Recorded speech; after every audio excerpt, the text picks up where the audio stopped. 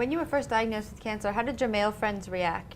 Yeah, that's actually why at the end of the day I published my story. Yeah. Writing was my therapy. At the beginning I've written letters to a friend in Germany and realized if I write it down it's like laying something off. It's not on your mind, it's not with you anymore, you've dumped it there on paper and it's done. So I've took these letters, they were actually the framework for the book. And I published it because the first thing guys said to me, how did you find out? Because everybody, being a teacher in a small community, everybody knew that I had testicular cancer. It was no problem for me.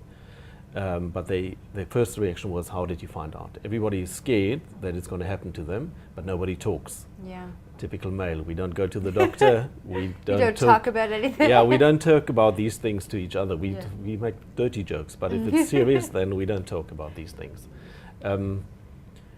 That's actually another reason why I thought I have to do something, because I know what trauma I've been through at the age of 30, where you think, oh, cancer is only older people getting cancer, and suddenly you're 30 years old, and the youngest guy that I saw in the clinic was 12 years old. So as soon as guys get into puberty, then there's a risk of testicular cancer, because it's normally sperm cells that doesn't develop properly and they turn into cancer cells.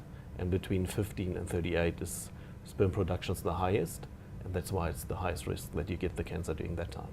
All right. But during that age, in that age group, nobody talks about these things, because cancer is not a topic if you're young, because you think it's older people, and being that part of the body, and about serious things, guys don't talk about these things, and they won't easily go to the doctor either.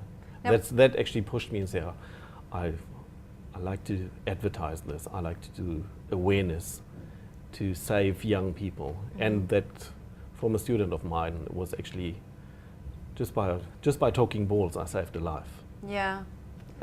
Now, how often should men or boys go to the doctor and get checked for testicular cancer? Actually, you don't really have to go to the doctor. It's self-examination is the easiest or the best. They say once a month.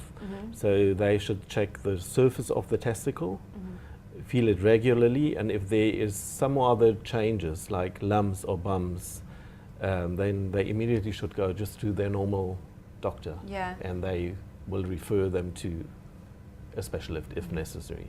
So it's actually just a regular checkup, like they recommend women with breast cancer to check their breast regularly. It's the same with testicular cancer.